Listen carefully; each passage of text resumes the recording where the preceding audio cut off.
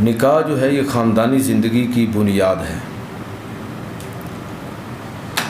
اب نکاح کی زندگی یہ خاندانی زندگی کی بنیاد ہے۔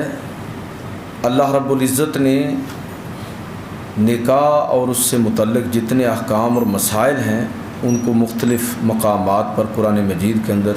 تفصیل کے ساتھ بیان فرمایا، اور جہاں پر ضروری تھا اللہ کے رسول صلی اللہ علیہ وسلم نے اس کی وضاحت فرمائی، اور نبی کریم صلی اللہ علیہ وسلم کی عملی زندگی جو ہے وہ قرآن مجید فرقان حمید کے ان مقامات کی تفسیر ہے۔ اس حوالے سے جو حدود اور شرائط قرآن مجید نے طے کی اس کا تذکرہ ہو رہا تھا کہ اس میں ایک چیز جو ہے وہ حق مہر ہے، اور میں نے اس پر یہ آپ کی خدمت میں عرض کیا کہ یہ اتنا ضروری معاملہ ہے اور اتنا اہم معاملہ ہے عورت کے حقوق کے حوالے سے کہ شریعت نے اس کو باقاعدہ فرض اور لازم کے لفظ کے ساتھ ذکر کیا۔ یہ ایسا حق ہے کہ جو حق واجب ہے، اور اس میں جو ہماری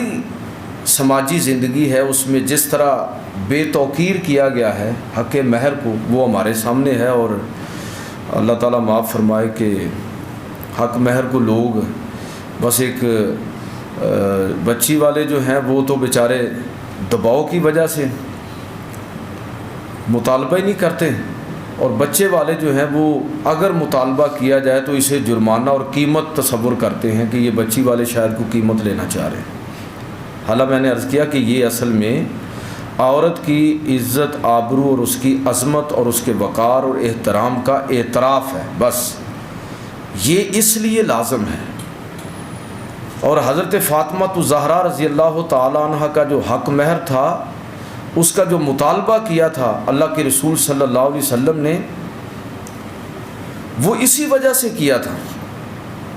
اور آپ دیکھیے کہ حضرت علی رضی اللہ تعالیٰ عنہ کے فقر و فاقہ کے باوجود نبی صلی اللہ علیہ وسلم نے ان سے یہ مطالبہ کیا کہ حق مہر کا اور ولیمے کا انتظام کرو۔ نبی صلی اللہ علیہ وسلم کو پتہ تھا کہ لائٹ جلائیں، نبی صلی اللہ علیہ وسلم کو اس چیز کا علم تھا کہ جناب علی المرتضیٰ رضی اللہ تعالیٰ عنہ فقیر آدمی ہے۔ اس سے پتہ چلا کہ حق مہر جو ہے یہ کتنا اہم ایشو ہے رشتہ طے کرتے ہوئے۔